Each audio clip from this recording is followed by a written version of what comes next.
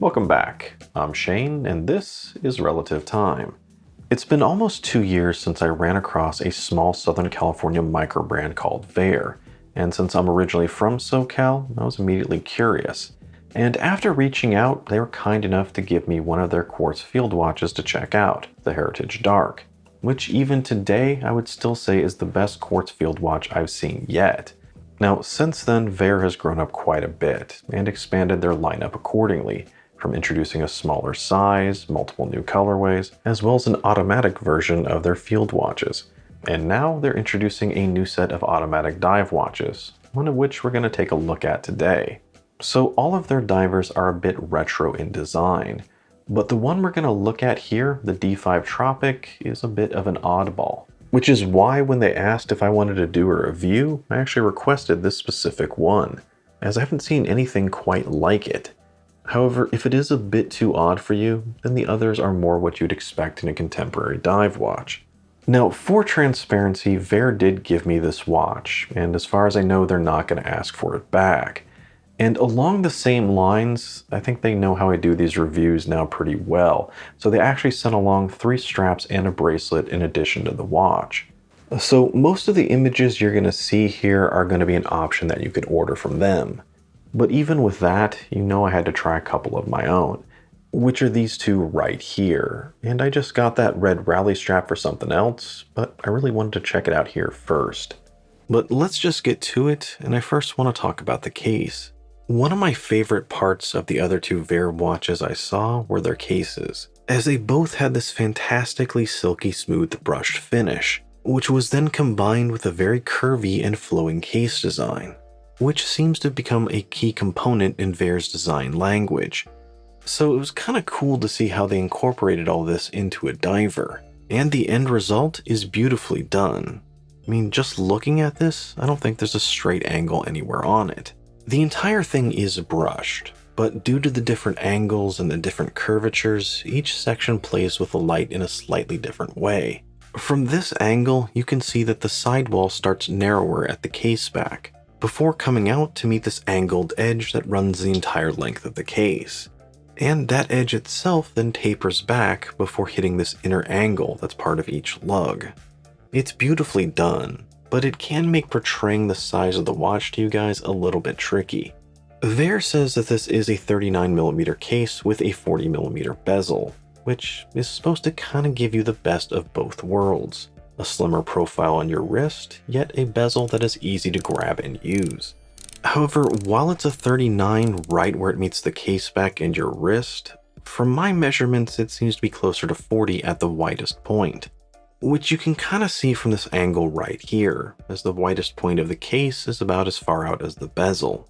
So this is just something to be aware of, and I'm going to list this as being 40mm wide without and 43.5 with the crown. But in relation to other watches, this is on the slimmer side of 40, which is then aided by a shorter lug-to-lug of 46, which all translates into one of the more comfortable divers I've worn, and potentially a great candidate for those that are slender of wrist. The watch seems to have a great balance between weight, size, and presence, while it sat squarely on my 7-inch wrist.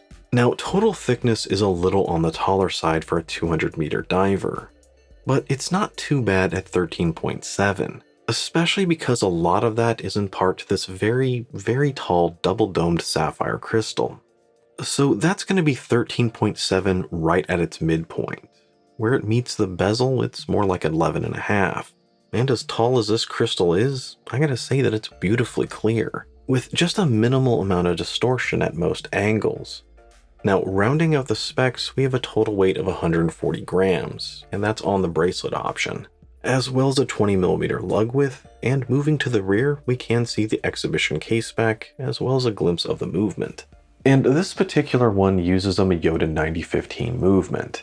Now, before we get too far, there's one thing I want to talk about. One of the initial things that attracted me to Vaer is that while all the components are coming from Asia, they actually do the final assembly and the final QC here in the United States. Or at least they used to, and as such there was a bit of a premium attached to their watches. And if you're not from the United States, then that might not be something you care about at all. So due to some of the feedback that Vaer got, they created this rather interesting but rather confusing two-tier system for all their watches. With their quartz watches, they still have that American assembly lineup, but now they also have a set of watches that aren't for a small discount. And as for the automatics, there is an American assembled option, like this one. And that's sort of the base when it comes to automatics, and it will come with a Miyota 9015 movement. But there's also an option for a Swiss-made version that uses an ETA 2824, and of course that will come at a premium. I'm not sure if anyone else is doing anything quite like this. As I said, it's rather interesting, but I think it's also rather confusing at first. And for me personally, I'm more interested in that American assembly version, which is why I asked for one of those. Now, because of the unusual design, you can see that the bezel sticks up and away from the watch, and kind of looks more like a flying saucer than any other watch I've seen, which on one hand makes this one of the easiest bezels I've ever had to get a grip on and turn. Yet the other side of that is that the gap between the two and at particular angles looks a little odd, and especially so on that bracelet, where the inside curve of the lugs suddenly flatten out onto the end links. Looking here, I think that gap is even more pronounced. Now, for the bezel itself, we have a nice black ceramic insert, it's 120 click and unidirectional, and the action itself is quite terrific with almost no backplay. Another benefit of the bezel sticking out a bit is that the crown is also rather easy to get a hold of. Keeping with that retro theme, there are no crown guards here, just this slightly stubby crown that doesn't stick out very far. Yet the crown itself is rather thick from this angle, and with that bezel out of the way, it's very easy to get a hold of. Now, moving on to the dial, I gotta say this is a pretty interesting one. Even if it is an homage, it's not a very common one. In some ways, it's kind of inverted from your standard diver, and maybe the easiest way to describe it is that it's kind of like a minute track that is then surrounding a roulette wheel. Sort of. The outer edge is this large off-white circle with minute indicators in black, as well as an American assembly tag at the very bottom. Moving slightly in, we then have that roulette wheel in black with white spacers. And this thing is going to be the closest you have to indices here, where every fifth spacer is going to be a little wider. Then moving to the center, we have this rather dark glossy black hole. In some ways, it kind of ties the whole black and white color scheme together, as well as it has the brand name at the top and a small amount of text at the bottom. Although at the top of that black circle, we do have one lone applied marker, and it's this upside down triangle thing, which for me, in keeping with the diver theme, kind of looks like a shark tooth necklace. Or it could be a V for Vaer, or it could just be there to mark the 12 o'clock position. Now, some of you might have noticed that this black section is pretty reflective, as in a lot of these shots, you can start to make out my camera. And that does translate into the real world just a little bit. But since this main section isn't really the focus of the dial, it's not too big a deal. Now, moving down to the 6, we have a date, and Vaer did something rather interesting with this date wheel. The majority of the time, it's going to be a black date wheel with white text. I think that really blends into this whole roulette wheel design. But just for the heck of it, or maybe just to shake things up, every fourth date is red. In some ways that might keep with that roulette theming, and in other ways I think it's just there for fun and a pop of color. And I gotta say, those red days really stand out, especially when you're looking at an overall black and white color scheme. And lastly, we have the hands. The hour and minute hands are brushed swords, and you have an all-white arrow for a second hand. So first off, I really love the second hand. It just looks fantastic going around this design. Although the hour and minute I am a little bit mixed on. At first glance, I thought the hour hand was a little bit short. But on thinking about it more, I think it's about the right size with this design, as it's hitting just the edge of those hour indicators. But as a whole, I think there is something a little bit off about both the hour and the minute hand. I'm not entirely sure what it is. The one thing that did stand out to me is that they did appear a little bit flat. So maybe something with a little bit more shape or texture could help with that. Although, to be fair, you could say that about the entire design, as it is a little bit flat. Now, other than that, I think the design itself is pretty cool. You know, after doing this for so long and seeing so many dive watches, they do tend to blur into each other in my memory, but this is one that's definitely going to stand out. And especially when you take this unusual design and then combine it with a fantastically comfortable case. It's really a striking presence, and one that looks great on a variety of straps. Even though I've had this for almost a month now, every time I look at it, I just take a second to take it all in. Now, I think it's safe to say that this design won't be for everyone, so that's why Vaer did a few others. But I think most people are going to say it is pretty cool and pretty interesting to look at. There's also a ton of contrast here. You can't get much more contrast than black and white, so the hands are always easy to make out from the dial. Yet, due to the unusual design, I gotta say that this isn't that easy to read, or at least at first. Every once in a while, I'd kinda have to take my bearing when trying to figure out the time, but I'm sure that's something you could get used to in time.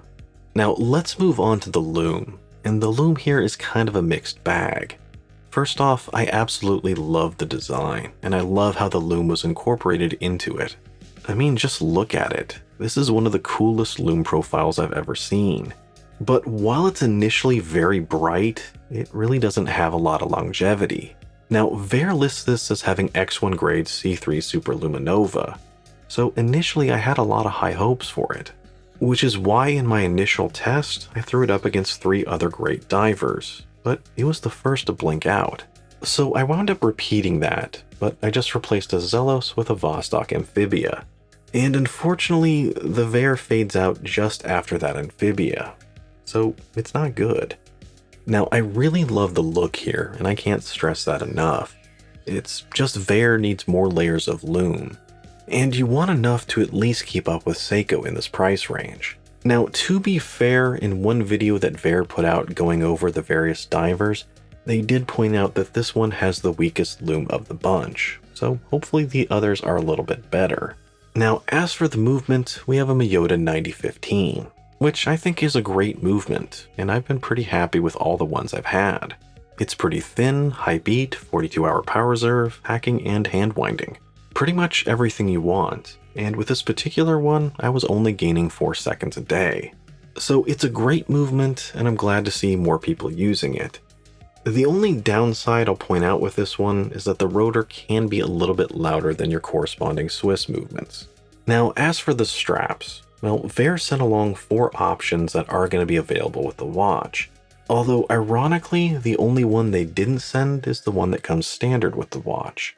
Now, just for the sake of time, I'm not going to go over all 4 in detail. I'll just focus on the leather one and the bracelet. But I will say that they're all pretty good. The nylon might be a little stiff at first, but ultimately it is very comfortable. And they all have quick release, including that bracelet. So first off, let me talk about my favorite strap, and that's this lined Horween leather one. It is the most expensive option, but it is simply fantastic. Seriously, this is one of the best straps I've run across. It's made with beautiful Horween leather, so it's thick, supple, with almost no break-in period. It's really comfortable on the wrist. You also have good hardware. Now this is a classic style strap with white stitching, and overall I think that matches the watch nicely.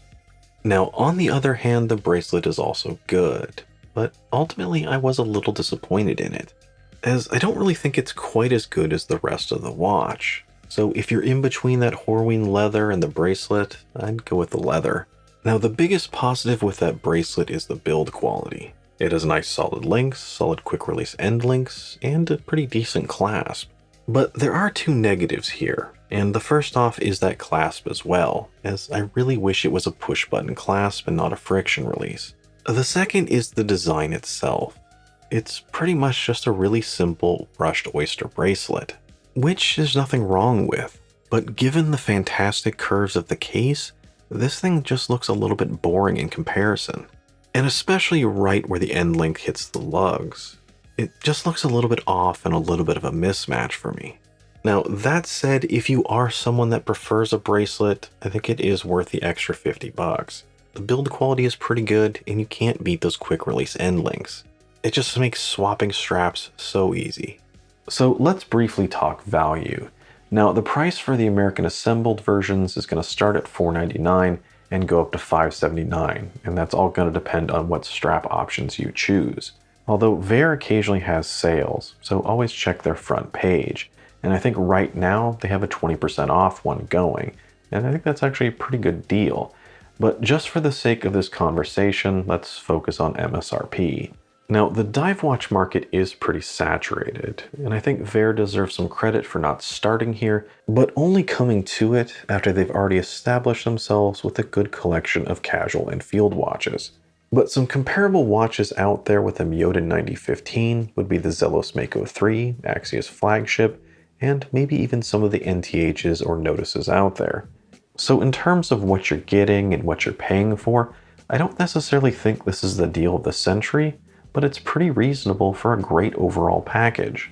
And especially so when you consider the American assembly factor. And with that, you would expect to pay a small premium. Although, just like with some of their other watches, some people aren't going to care about that at all, and others like myself will put some value in it.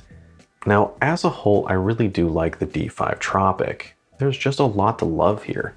It's a great size, extremely comfortable on the wrist, with a fantastic case and finish, as well as a beautiful crystal and a really cool, unusual design. And the strap options I got to see are pretty good. That said, I still think there are some things they can improve on, and for me it's mainly the Lume, and especially with this killer design, it's just begging for more. Then after that, I might do some small tweaks to the bracelet. But other than that, the watch itself is great, and if you're curious, it's definitely worth another look. Anyway, that's my take on the Vaer D5 Tropic. Let me know your opinion down below, and especially on this dial design. And if you enjoyed the video, don't forget to like, comment, and subscribe. Till next time.